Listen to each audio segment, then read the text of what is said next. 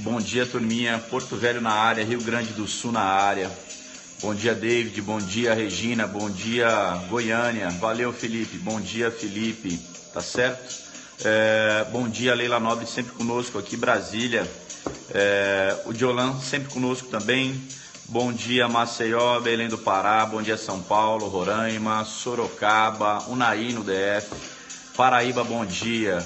Bom dia, Andréia, sempre conosco também. Forte abraço. Águas Claras, tá certo? Niterói lá no Rio, bacana, Niterói querido.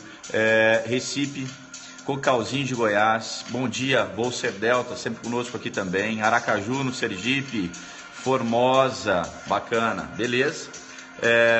IMP Brasília, tá? Laís, nossa grande irmã e parceira, sempre conosco aqui. Final de semana abençoado para você, viu, Laís? Estamos juntos. Bahia na área, Teresina na área, Rio também presente, beleza.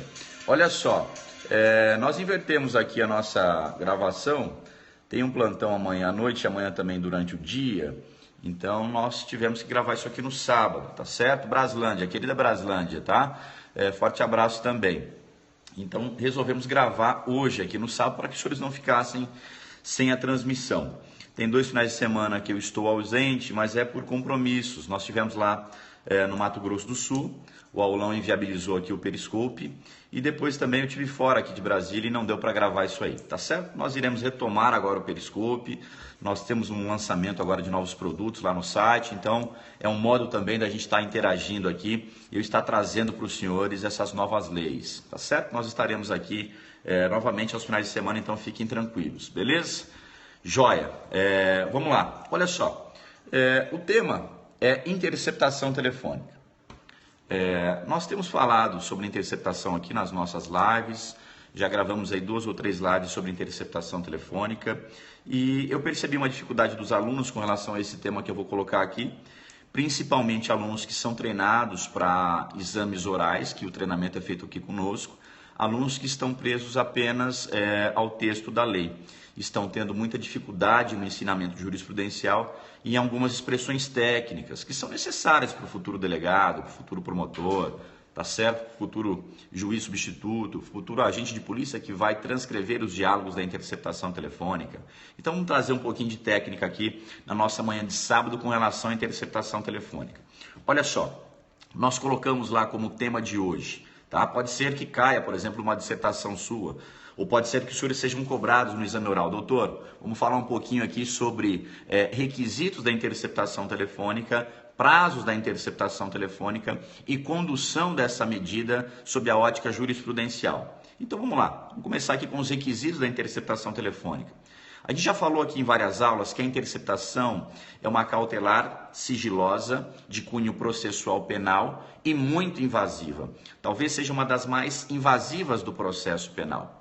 A interceptação, por ser tão invasiva, foi reservada já pelo Constituinte de 88 à persecução penal. Ela deve servir a uma investigação criminal ou a uma instrução processual penal. Tá certo? Essa é a regra. Interceptação cautelar invasiva que é para fins de descoberta da verdade real na investigação criminal ou na instrução processual penal.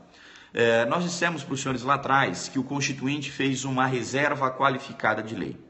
Em uma norma constitucional de eficácia limitada, que é o artigo 5º, inciso 12 do texto constitucional, o Constituinte exigiu lei para o campo da interceptação telefônica. Ele deixou uma brecha.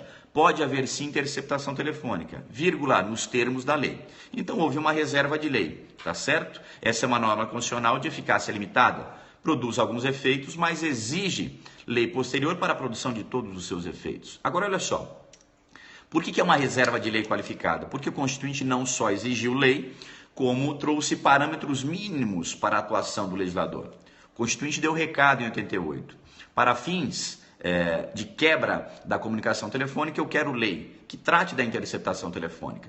Mas essa lei, Congresso Nacional, deve reservar a interceptação telefônica apenas com 2 finalidades: investigação criminal e instrução processual penal. E essa lei também deve colocar a interceptação dependendo sempre de um comando jurisdicional de autorização do juiz. Está aqui conosco esse monstro aqui da legislação penal especial, grande incentivador de tudo isso aqui, professor Gabriel Habib, tá certo, Habib? Forte abraço para você, né? O seu livro continua nos acompanhando aqui nas mais variadas salas, nos mais variados preparatórios, ao que há de melhor no mercado, tá certo? Agradeço sempre a tua força aí nas indicações, em tudo que você tem feito para comigo, tá certo, meu irmão? Forte abraço para você aí, você é conhecido de todos que estão aqui sempre no nosso Periscope, tá bom, irmão? Um forte abraço para você, um final de semana aí abençoado para você, parceiro, beleza? Bom, então olha só, voltando aqui, temos lá então uma reserva qualificada de lei, por quê? Porque o Constituinte não só exigiu lei, como reservou essa matéria para um comando jurisdicional. Deve haver lei, mas a lei deve exigir no seu texto que a interceptação dependa de autorização judicial. E a lei deve reservar a interceptação apenas para fins de investigação criminal ou instrução processual penal, beleza? Então, olha só, houve uma reserva qualificada de lei que foi atendida pelo comando que veio em 96, a 9296 de 96, tá certo? Bom, vamos começar então com o nosso tema. Quais são os requisitos, as exigências para que eu consiga uma interceptação telefônica do juiz lá monocrático? Olha só, senhores, os requisitos são indicação de autoria ou participação em crime punido com pena de reclusão. E o segundo requisito é a imprescindibilidade da medida. Todos os senhores memorizam isso aqui e conseguem marcar isso aqui na prova. Agora, a prova de segunda fase, o exame oral, vai exigir dos senhores um pouquinho mais de conhecimento sobre essas exigências, sobre esses requisitos. Então, comecemos aqui pelo primeiro. Olha só, indicação de autoria em crime punido com pena de reclusão. Bom, primeiro toque. Como é muito invasiva, a interceptação foi reservada pelo legislador para infrações penais mais graves, crimes punidos com pena de reclusão. Os senhores sabem que os crimes apenados com reclusão são mais graves do que os crimes apenados com pena de detenção. Então esse é o primeiro toque. E aqui nós já temos uma primeira pegadinha para o seu exame oral. Doutor, a interceptação vai captar conversa apenas em investigação de crimes punidos com pena de reclusão? E a resposta é, excelência, para que essa interceptação se inicie, para que eu possa cogitar de um primeiro período de interceptação telefônica, eu tenho que ter crime punido com pena de reclusão. Todavia, na captação dessa conversa telefônica, podem surgir delitos punidos com pena de detenção. É o chamado crime achado, tá? Nas palavras lá do ministro Alexandre de Moraes. Então pode aparecer um delito diverso do delito inicialmente investigado e ele pode ser punido com pena de detenção. Hoje, pouco importa se esse delito descoberto guarda conexão ou não com o delito de reclusão inicialmente investigado. Haverá o chamado crime achado e a interceptação valerá como prova, inclusive para esse delito, descoberto de forma gratuita, sem qualquer estímulo, desde que a interceptação tenha atendido os seus requisitos constitucionais e legais e não tenha havido nela desvio de finalidade. Então, olha só, para resumir isso aqui, nunca se iniciará uma interceptação para apurar delito punido com pena de detenção. Mas no curso de uma interceptação que se iniciou para captar um delito punido com pena de reclusão, pode sim surgir um delito apenado com pena de detenção de forma gratuita, é o chamado crime achado, e se a interceptação atendeu os seus requisitos e se nela não houve desvio de finalidade, a medida vale como prova para ambos os delitos, tá certo? O primeiro toque é esse. Agora olha só. Não basta um delito punido com pena de reclusão, deve haver indicação de autoria ou participação. E aqui a gente fica muito triste quando a gente está conversando lá com o futuro promotor, com o futuro delegado, nos preparatórios para o exame oral, que a gente pergunta para esse camarada, doutor, vamos falar um pouquinho sobre interceptação telefônica. O senhor estudou o ponto? Sim, excelência. O senhor está apto? Sim, excelência. Então vamos lá, doutor, diga para mim, o que é indicação de autoria? O que é o primeiro requisito da interceptação telefônica? Alguns não têm esse macete que a gente dá em sala de aula, tá certo? O que é indicação de autoria? O pessoal fala, indicação de autoria é a justa causa, né? Indicação de autoria é aquela, por exemplo, que o promotor precisa ao final da investigação para oferecer e inaugurar a acusatória. Tá, tudo bem, faz parte da justa causa. Mas vamos lá, Vitória, Pernambuco, bom dia. O que é indicação de autoria? Indicação de autoria é probabilidade de autoria.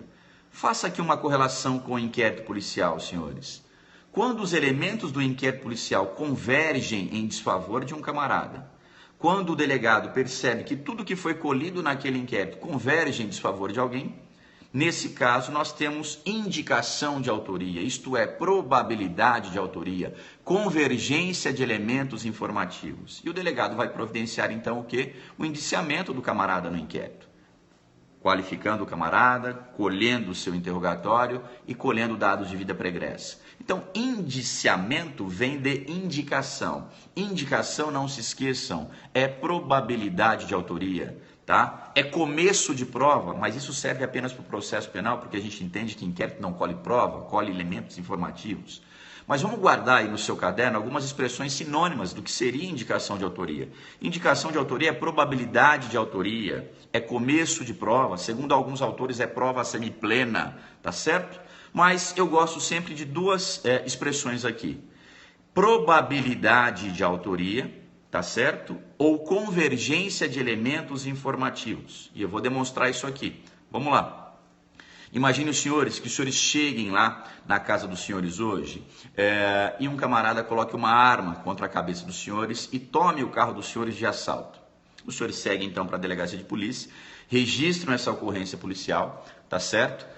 E nessa ocorrência policial, os senhores já apontam um suspeito. Os senhores dizem o seguinte: bom, eu não vi o rosto do camarada, porque ele estava com um boné muito aprofundado aqui na cabeça dele, né? Mas olhando para os pés dele, eu vi lá um tênis de skatista, eu vi uma jaqueta que eu já vi nos arredores ali da minha casa, e pelo conjunto ali de vestimenta e também pela altura do camarada, pelo tom de voz, eu acho que é o filho da minha vizinha.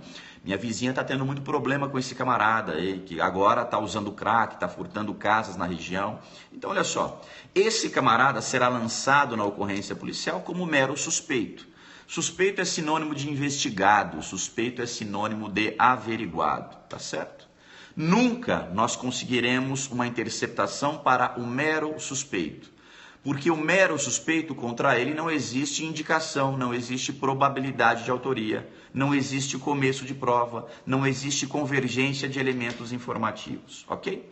Mas vamos imaginar que ao longo do inquérito agora, o delegado de polícia consiga localizar na casa desse camarada as rodas do seu carro, o delegado consiga duas testemunhas que apontem ele como sendo o autor do assalto, ele entrevistado na delegacia de polícia, diz lá que não estava aqui em Brasília no dia, que estava na casa da sua avó. A polícia apura que a avó dele já faleceu há vários anos, então a gente quebra o álibi dele. Nesse caso, tudo o que foi colhido no inquérito converge em desfavor dele. Existe probabilidade de autoria, existe convergência de elementos informativos, tá certo? Existe, então, indicação de autoria e nós conseguiremos, sim, do judiciário, nesse caso aqui, uma interceptação para apurar o artigo 157, delito punido com pena de reclusão, tá certo? Então, olha só, algumas pegadinhas ainda com relação à indicação de autoria. Presta atenção aqui.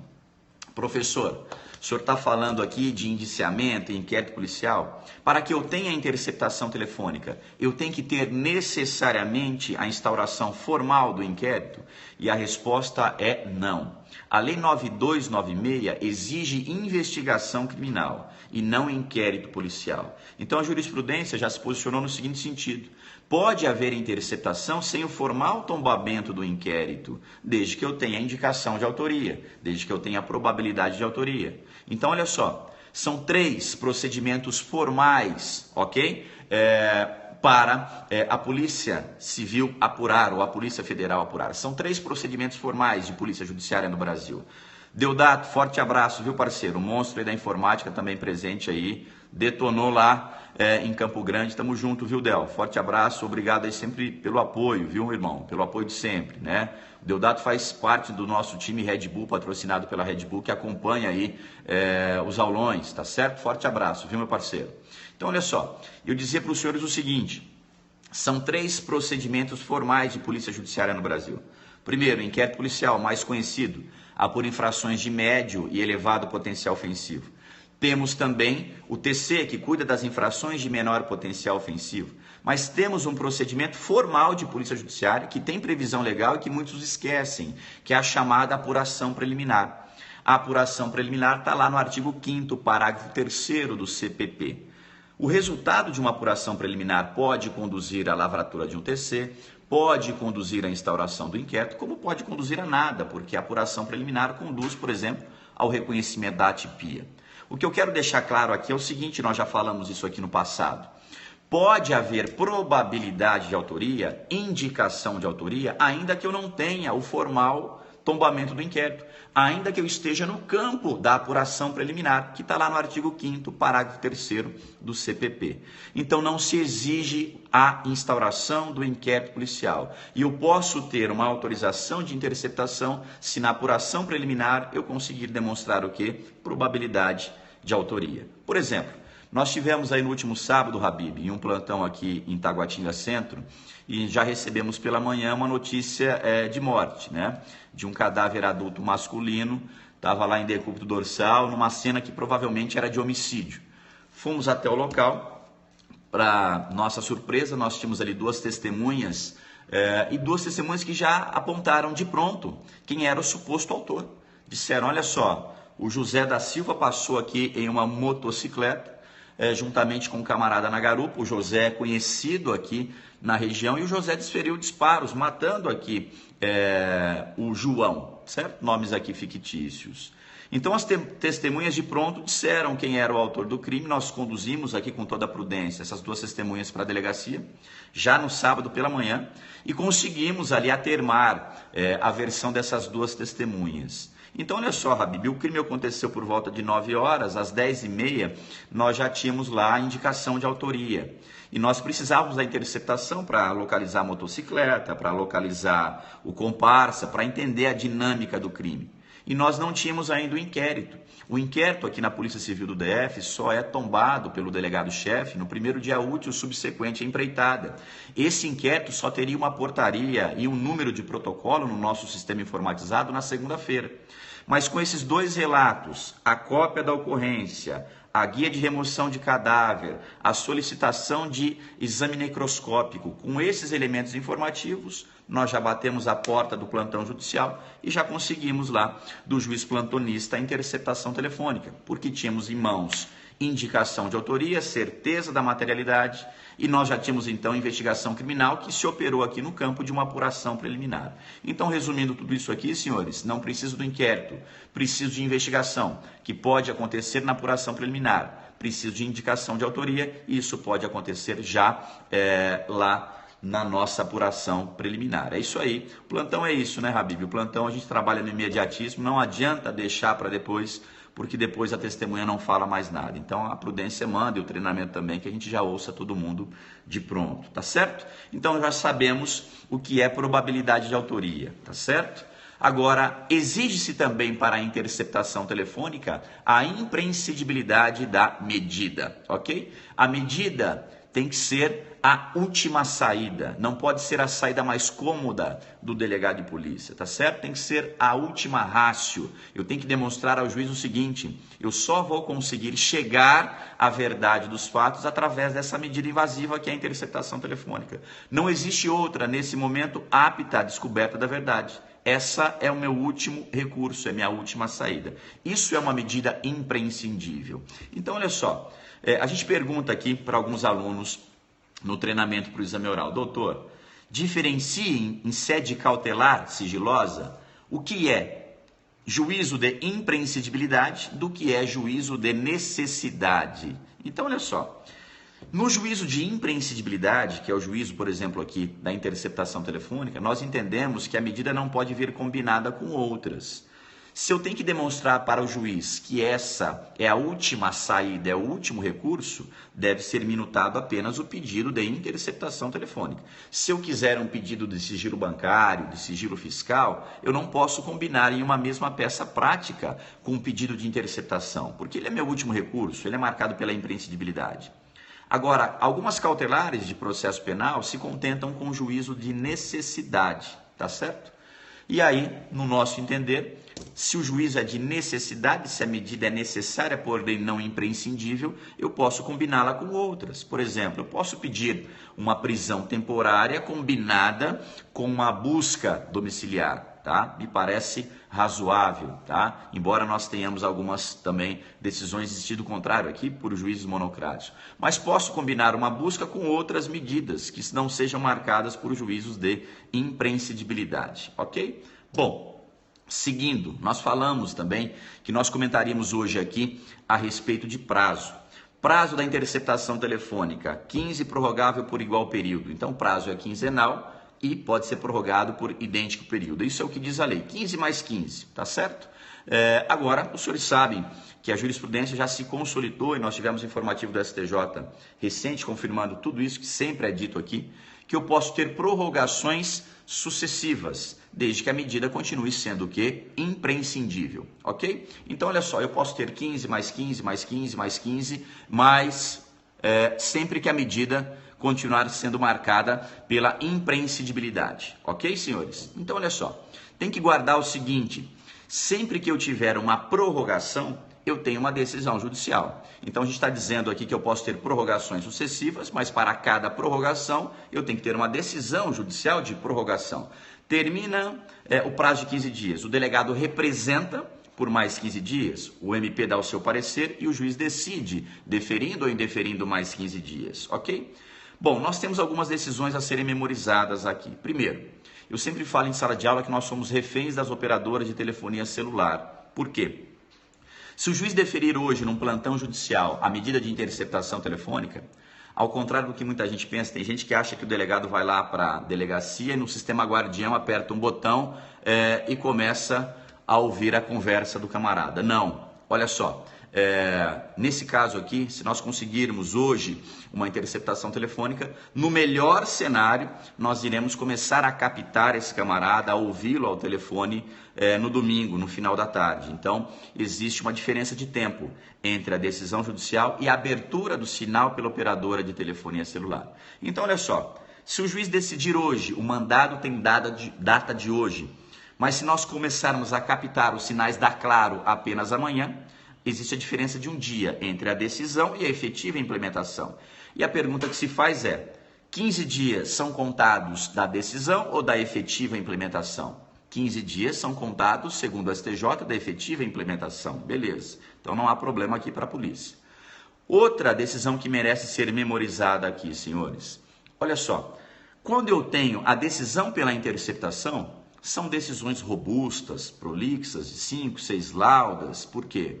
Porque o juiz encara todos os fundamentos, os fatos ali colocados pelo delegado de polícia, é a primeira interceptação. Agora, as decisões de prorrogação são decisões bem sucintas, normalmente isso aqui tem uma lauda.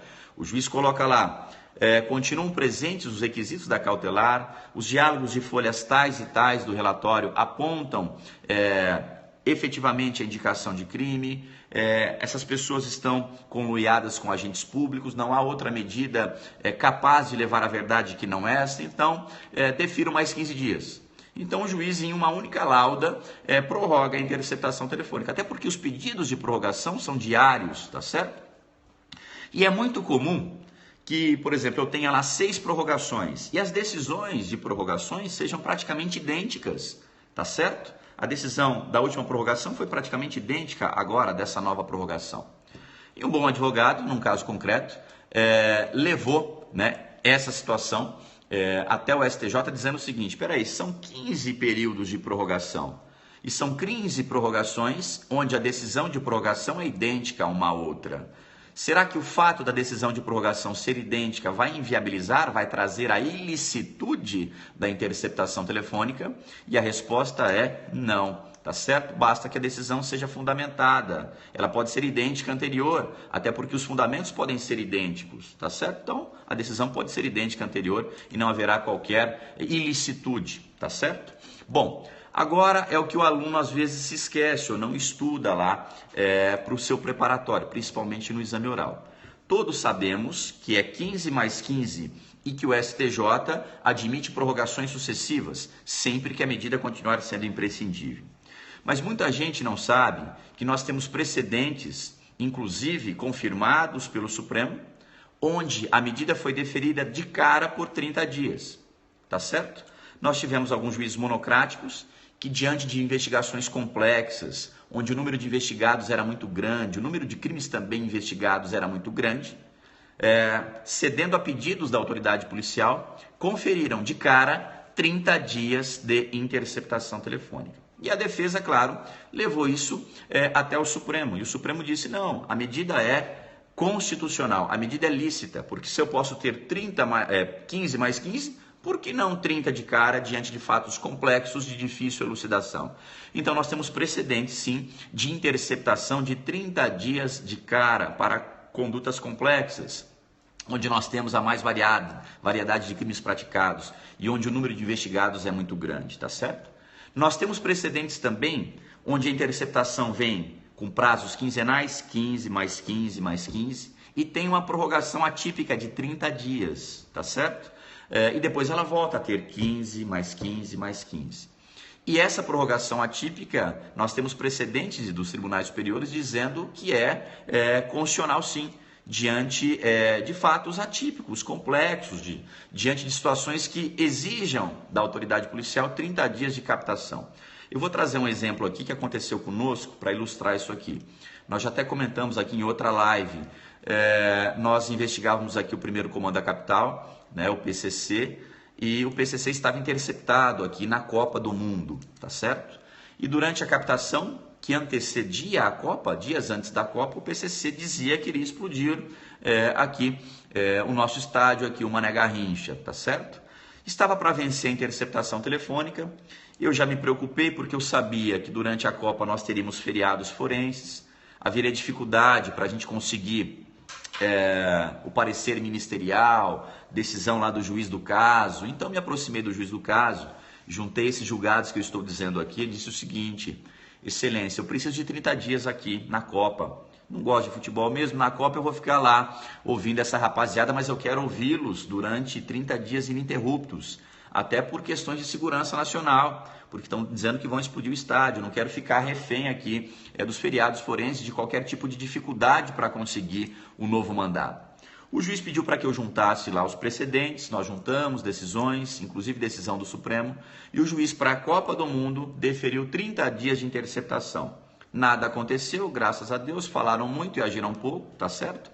Bom, mas na sequência essa interceptação voltou a ter 15 dias, prazos quinzenais, prorrogações quinzenais. Então cuidado com 30 dias de cara e prorrogação por 30 dias em situações excepcionais. Já temos julgados nesse sentido, tá certo? E por fim aqui, nós iremos comentar hoje também da condução da diligência de interceptação telefônica.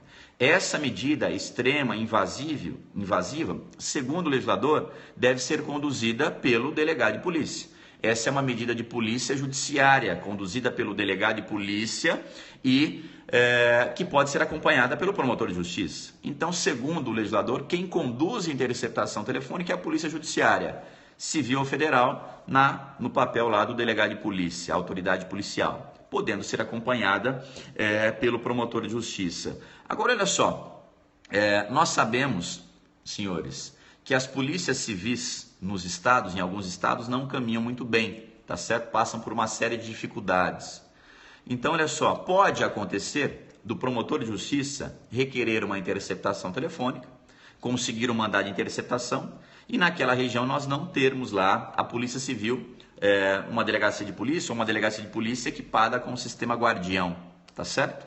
Então, olha só, excepcionalmente, o Supremo Tribunal Federal já admitiu em pelo menos 3 situações a condução da interceptação por outros órgãos, inclusive pela Polícia Militar. Agora, olha só, isso não é admitido pela lei, isso é em caráter excepcional, em situações onde não exista lá a atuação, tá, de polícia judiciária civil ou onde exista a participação de policiais civis em algum esquema criminoso.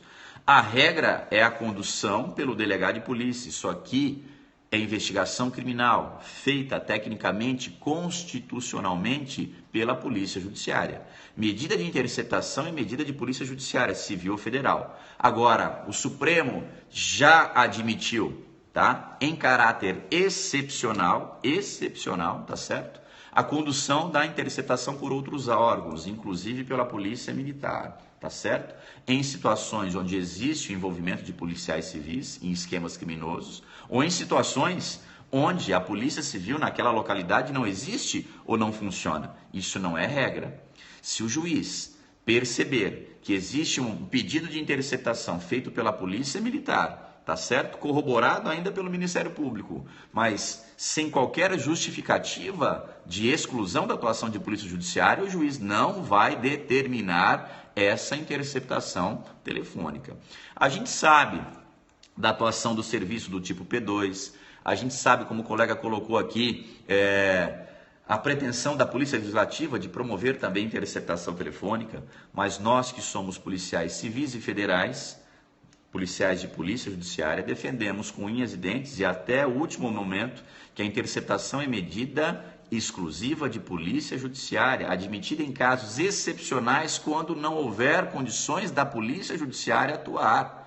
Porque interceptar é legal, interceptar colhe bons frutos, interceptar chama para si grandes operações, chama para si os holofotes. Agora, essa é uma medida que tem que atender um comando, que é um comando constitucional. Quem investiga no Brasil é a Polícia Judiciária, comandada pelo delegado de polícia. Não podemos aí abrir essas brechas sob pena de inconstitucionalidade flagrante.